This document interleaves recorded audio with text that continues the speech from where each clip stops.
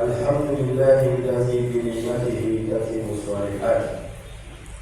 الحمد لله الملك القدوس السلام المؤمن المهيمن العزيز الجبار المتكبر سبحان الله عما يشركون.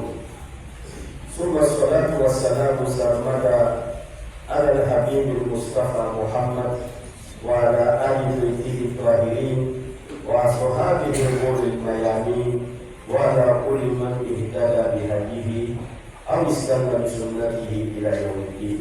أما بعد، عباد الله، أوصيكم ونفسي بتقوى الله عز وجل، وأذكركم ونفسي بقوله تعالى في سورة الإسراء آية 12 و15: وجعلنا الليل والنهار آيتين فمحونا آية الليل وجعلنا آية النهار مبصرة لتبتغوا فضلا من ربكم ولتعلموا عدد السنين والحساب وكل شيء فصلناه تفصيلا وكل إنسان ألزمناه طائره في عنقه ونخرج له يوم القيامة كتابا يلقاه منشورا اقرأ كتابك كفى بنفسك اليوم عليك حسيبا.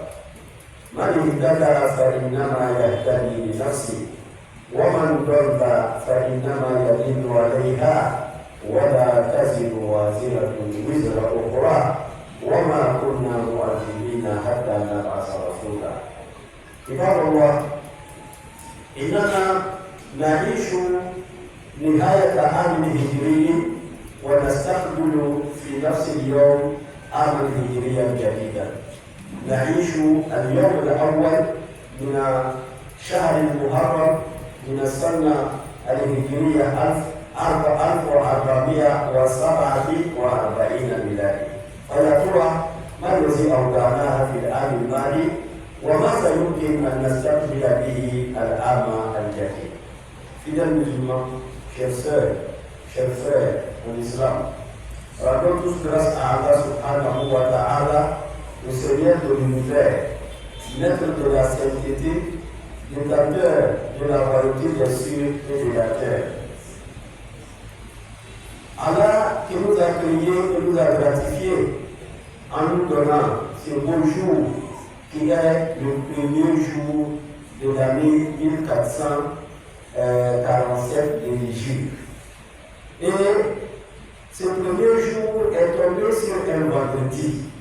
Nous disons Alhamdulillahi Rabbil Alamin et nous attestons qu'il n'y a aucune divinité digne d'être adorée en dehors d'Allah subhanahu wa ta'ala et que notre bien-aimé Muhammad sallallahu alayhi wa sallam est son noble serviteur et messager.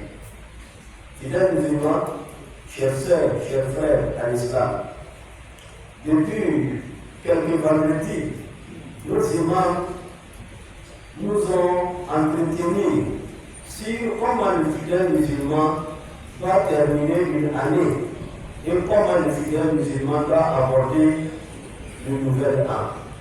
Alhamdulillah, dans ces serments, alors les imams nous ont enseigné qu'à la fin de l'année, le fidèle musulman, le premier acte qu'il doit poser, c'est d'être reconnaissant envers Allah subhanahu wa ta'ala.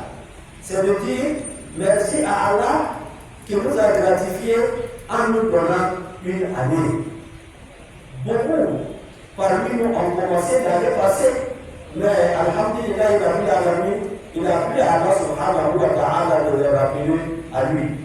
Mais Allah, il nous a donné la vie saine et sauve. Et Allah a réalisé beaucoup de nos vœux au cours de cette année. Allah subhanahu wa ta'ala nous a gratifié en nous donnant la santé. Alors, fidèles musulmans, à la fin de l'année, nous devrons être reconnaissants. Nous devrons dire Alhamdulillah Rabbil Alamin. Nous devrons dire merci à Allah subhanahu wa ta'ala. Alors, on va remercier Allah, on va être reconnaissant envers Allah subhanahu wa ta'ala. Nous avons abordé ce sujet.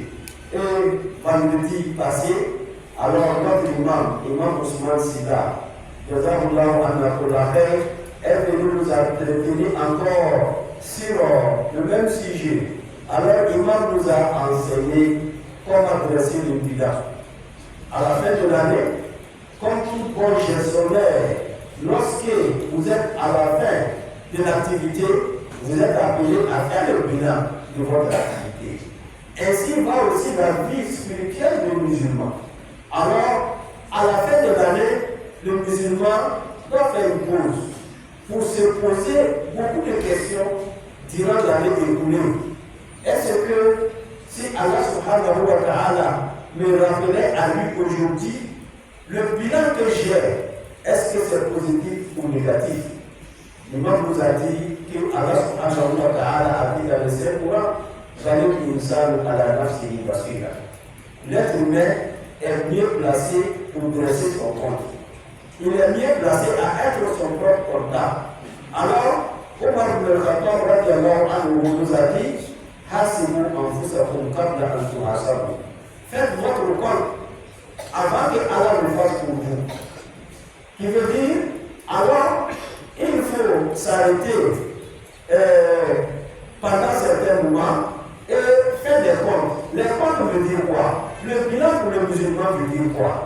Allah nous a donné des obligations. Il nous a donné des surrogations, des actes surrogatoires. Allah nous a donné des actes qui sont interdits. Alors toi, au cours de l'année, qu'est-ce que tu as fait?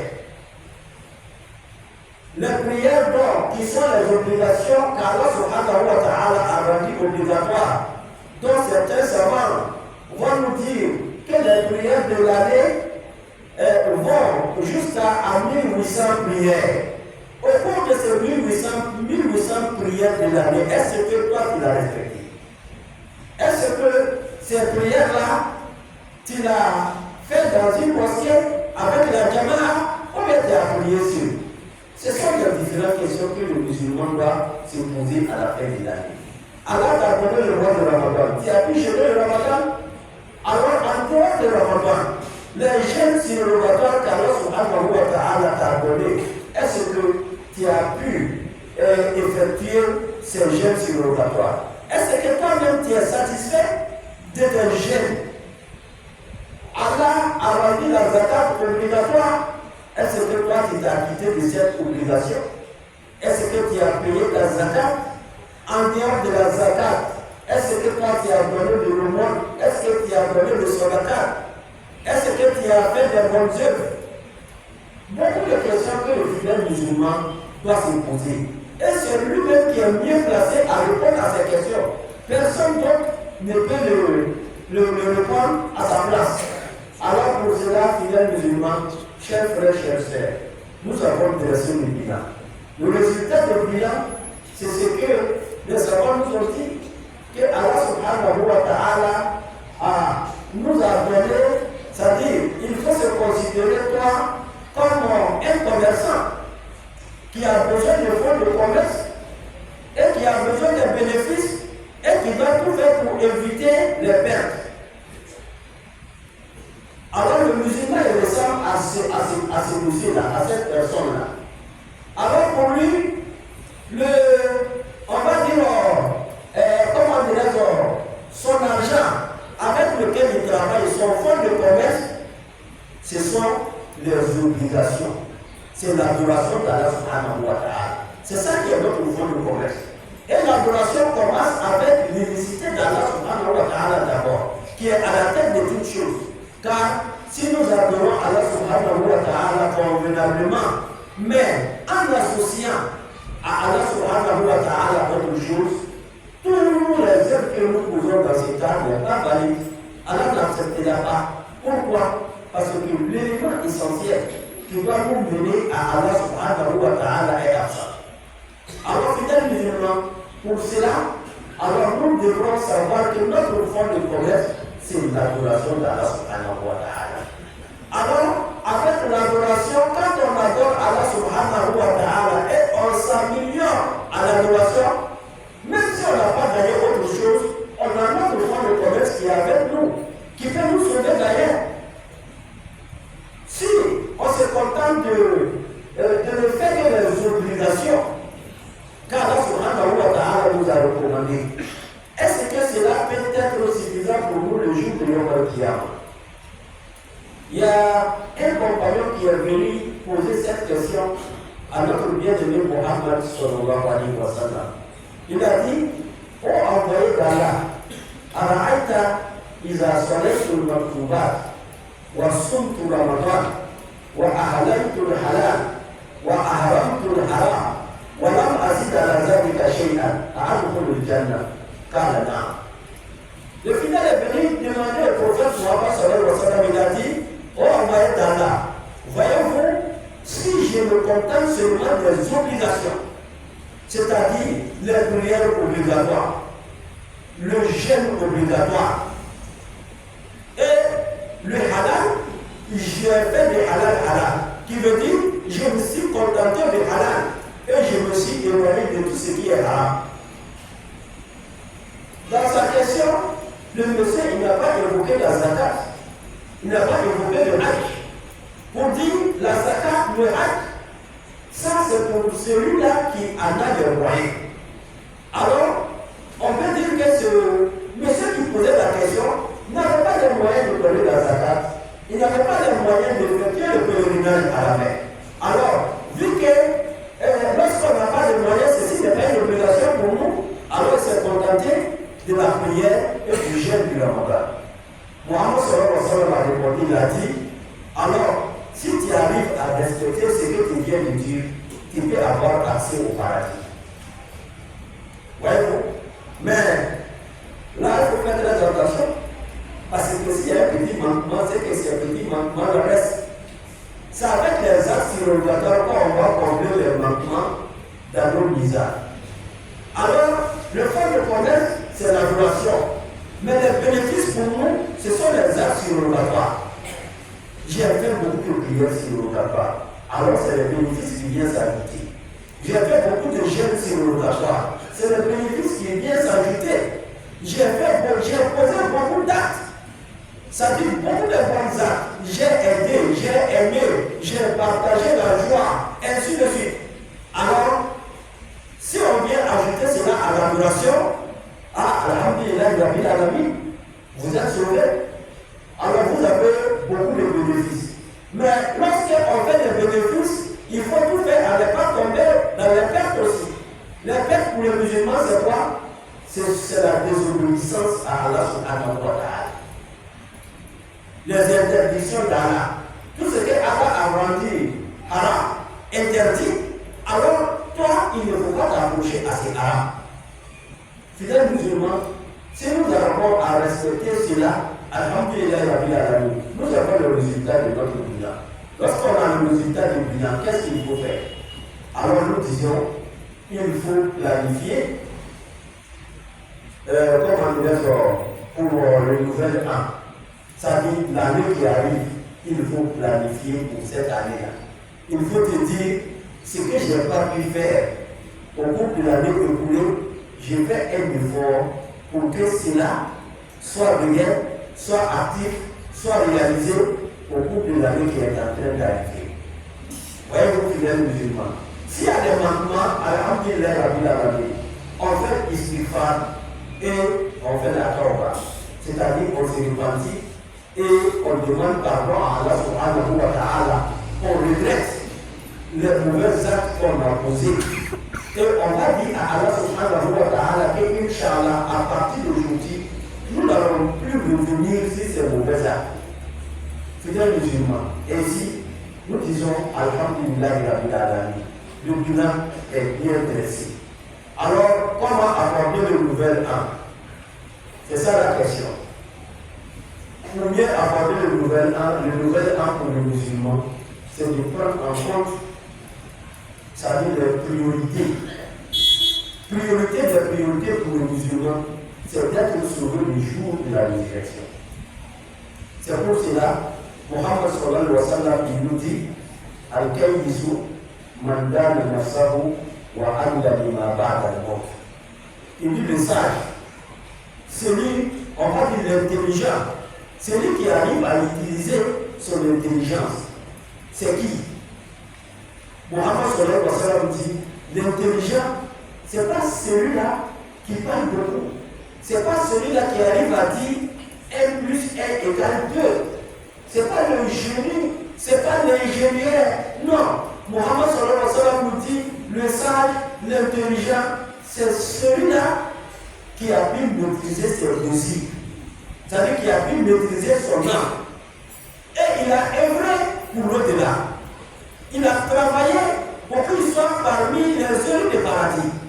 Pour qu'il soit sauvé et puisse bénéficier de l'agrément d'Allah subhanahu wa ta'ala le jour de Yom al-Qiyamah. C'est celui-là qui est intelligent. Voyez-vous, quand on travaille pour ces barons, on a investi, on a construit, après tout ça, un jour, on va partir rencontrer Allah subhanahu wa ta'ala. Quand on rencontre Allah subhanahu wa ta'ala, alors il va nous faire des comptes. Et c'est ce qui est important, parce que la vraie vie, la vie éternelle, c'est auprès d'Allah subhanahu wa ta'ala. Celui qui va réussir la vie éternelle, c'est celui-là qui a réussi. Parce que la vie de dunya est un petit moment que nous passons. C'est pour cela, lorsque Allah subhanahu wa ta'ala va nous ressusciter, on va dire, mais combien de temps nous avons passé dans la vie de dunya? C'est très peu. Alors, l'intelligent, c'est celui-là qui a su que Allah subhanahu wa ta'ala va nous faire le compte et il a travaillé pour qu'il puisse réussir sa vie ne réussit pas. C'est celui-là qui est intelligent. Alors, nous disons, si nous, on est intelligent, on est sage, en dressant le bilan, priorité de priorité, comment être dans la vie d'Allah subhanahu wa ta'ala? Comment rencontrer Allah subhanahu wa ta'ala avec vraiment des bons actes?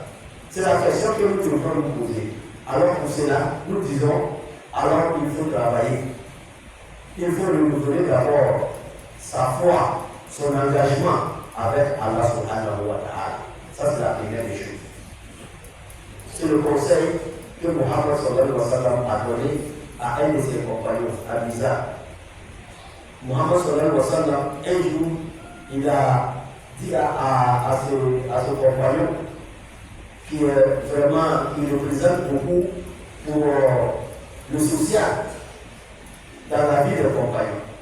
Parce que beaucoup des actes sociaux est passé entre le prophète Mohammed sallallahu alayhi wa sallam et Abiza. Mohammed a dit à Abiza, Ya Abaza, جد بالسفينة فإن البحر عميق وأقصر من الزاد فإن السفر طويل وخفف من الحمل فإن العقبة تقول وأخلص في النية فإن النافذة بصير. Mohammed sallallahu alayhi wa sallam a dit à Bazar, il dit à Bazar, renouvelle ta pirogue. Parce que la vie de dunya, c'est un océan que nous traversons. Alors pour bien traverser, il faut bien préparer son pirogue, enfin sa pirogue. Alors, pirogue que nous prenons, Mohammed a dit à Bazar, il faut bien préparer votre pirogue pour traverser, car la mer est très agissante. Si tu n'es pas bien préparé, ça peut t'emporter. Voyez-vous, la vie de dunya, il y a tellement de tentatives que si tu n'es pas fort, si tu n'as pas une foi solide, alors ça va t'emporter. C'est ce que Mohammed sallallahu alayhi wa sallam dit à Bazar. Il faut renouveler ton engagement avec Allah subhanahu wa ta'ala. Il faut renouveler ta foi avec Allah subhanahu wa ta'ala pour pouvoir mieux aborder le nouvel an. Et Mohammed, il lui dit encore, Aksir Nazar, Faïd Safara Tomi. Il dit, prends beaucoup de provisions parce que la route est très longue. Pour avoir Allah subhanahu wa ta'ala, la route est longue. Alors le jour de Yom al-Qiyamah, pour avoir paradis, la route est longue. Pour réussir cela, il faut prendre beaucoup de provisions. Et les provisions ici, c'est les bonnes œuvres. C'est l'adoration d'Allah subhanahu wa ta'ala. Il faut avoir beaucoup de bonnes œuvres dans tes bagages, parce que c'est ça qui te permettra de traverser. Alors, en troisième conseil, Mohammed sallallahu alayhi wa sallam dit à Bazar, Khafif min al-ilm, faïda akabata kaoul. Il dit, il faut alléger tes charges, car la route est très difficile. Il y a trop d'obstacles dans la route. Ça dit trop d'obstacles veut dire, si toi tu as des fardeaux lourds et que tu vas traverser, ce n'est pas évident que tu arrives au bout là-bas. Alors il faut alléger tes bagages pour pouvoir mieux traverser. Et il dit, Akhlis minamiya. Il dit, soit, comment dirais-je,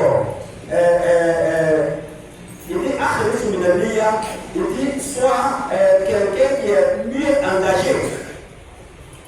Voilà. Parce que le contrôleur est strict. Le contrôleur est strict veut dire quoi?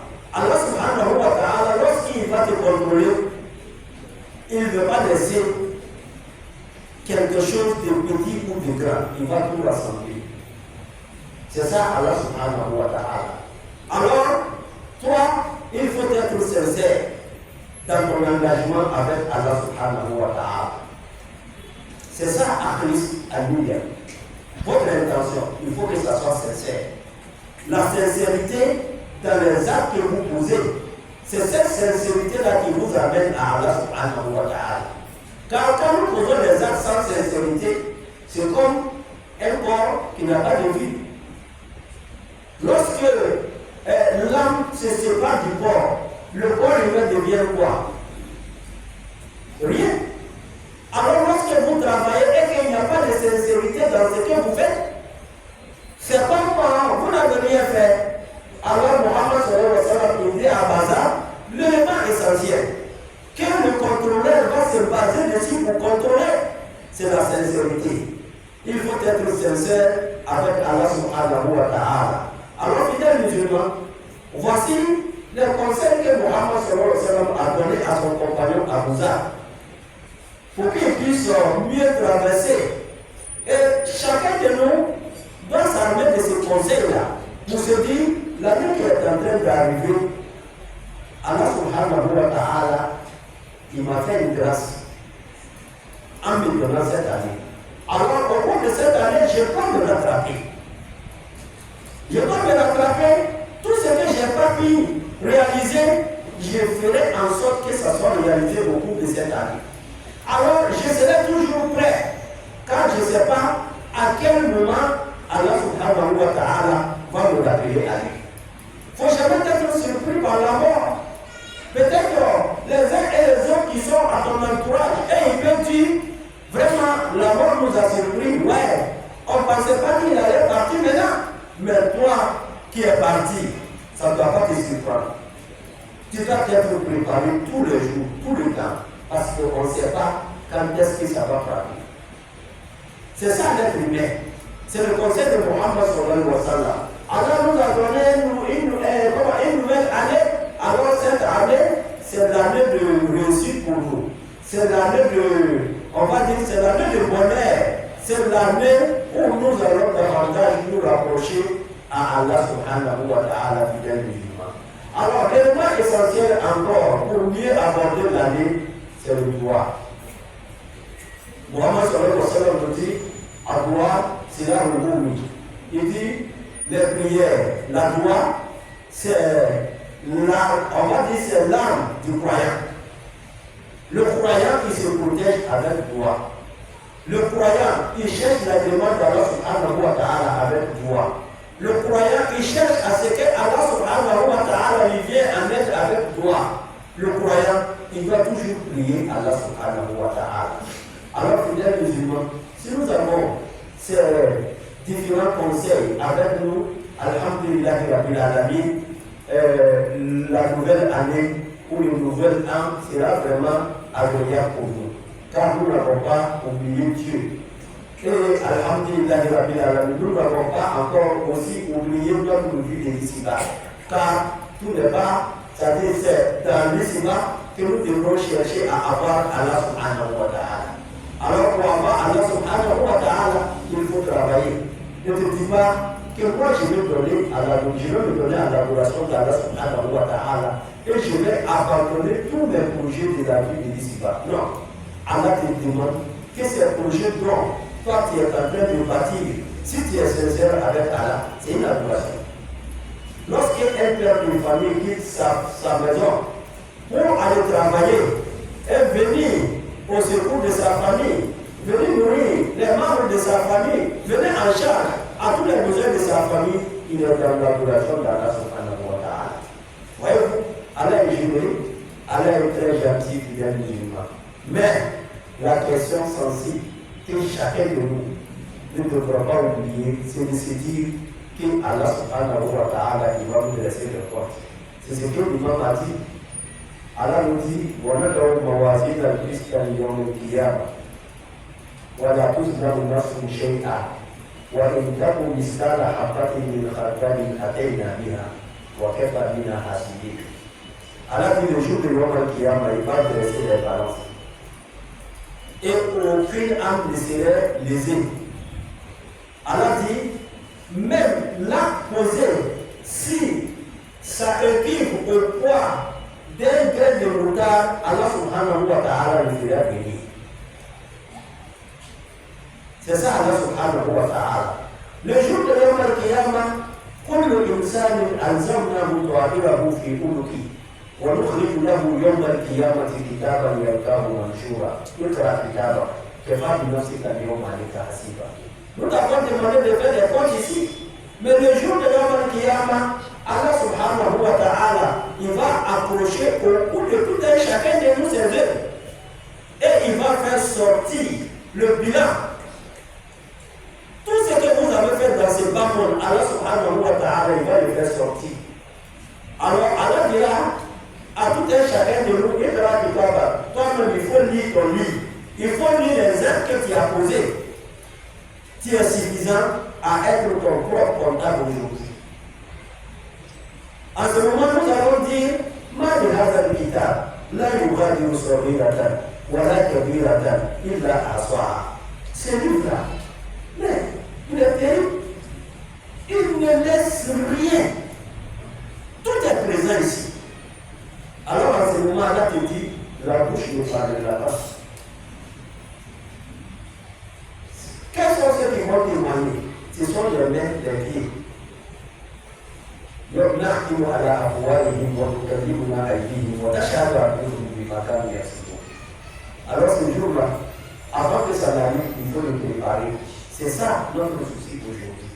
Allah subhanahu wa ta'ala nous donne le nouvel an, vraiment dans la santé, dans la beauté et avec beaucoup de miséricorde, Inch'Allah.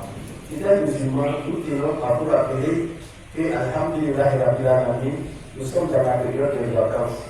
Nos enfants qui ont effectué les examens, alors nous prions Allah subhanahu wa ta'ala qui donne les bons résultats à nos enfants. Ceux qui étaient en classe d'examen des bacs de BPC, on a déjà eu le résultat de BPC, ça reste le résultat des bacs. Allah subhanahu wa ta'ala leur donne de bons résultats.